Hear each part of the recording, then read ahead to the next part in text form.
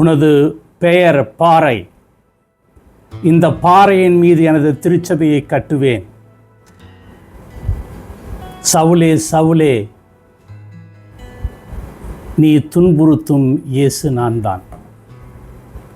இயேசு கிறிஸ்துவில் பிரியமான நண்பர்களே, சகோதர சகோதரிகளே, இன்று தாயாம் திருச்சபையின் இரு தூண்கள் புனித பவுலடியார், புனித ராயப்பருடைய பெருவிழாவை கோலாகலமாக கொண்டாடுகிறது. இந்த இரண்டு பேருமே திருச்சபையின் ஆரம்ப காலகட்டத்தில் பலமுடையவர்களாக இருந்தது கிடையாது. அவர்கள் பலவீனமாக இருந்தார்கள். ஆனால் இயேசு பலவீனமானவர்களை தேர்ந்தெடுத்து தூண்களாக பலமுள்ள ஒரு சக்தியாக்கினார்.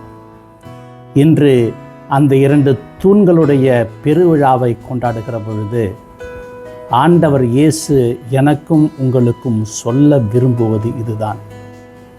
அவர் பலம் பொருந்திய அப்போஸ்தலர்களை தேர்ந்தெடுக்கவில்லை. ஆண்டவர் இயேசு பலவீனமான மனித உருவை எடுத்து இறைவனை போன்று நம்மை ஆக்க நமக்கு பலமூட்டினார்.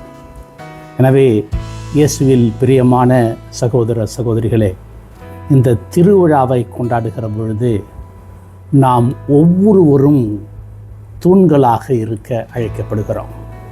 தூண்களாக நாம் இருக்கிற இடத்திலேயே பலம் பொருந்திய ஒரு சக்தியாக இருக்கலாம்.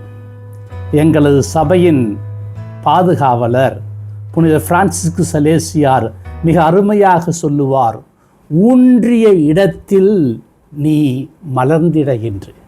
எனவே நான் எனது குடும்ப வாழ்க்கையிலே, எனது சமூக வாழ்க்கையிலே, எனது குருத்துவ வாழ்க்கையிலே என்னென்ன காரியங்களையெல்லாம் நான் செய்கிறேனோ அந்த இடத்தில் நான் பலம் மிக்க ஒரு சக்தியாக, தூணாக இருக்க அழைக்கப்படுகிறேன்.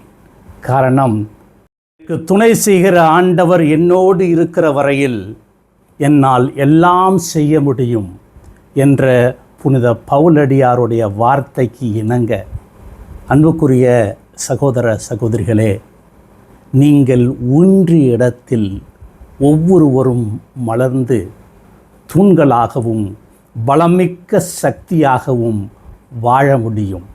காரணம், ஆண்டவர் என்னோடு இருக்கிறார்.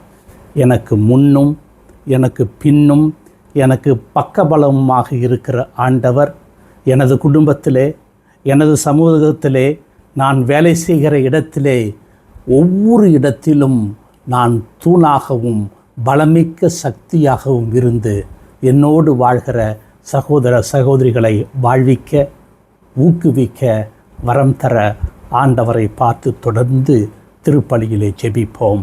ஆமென்.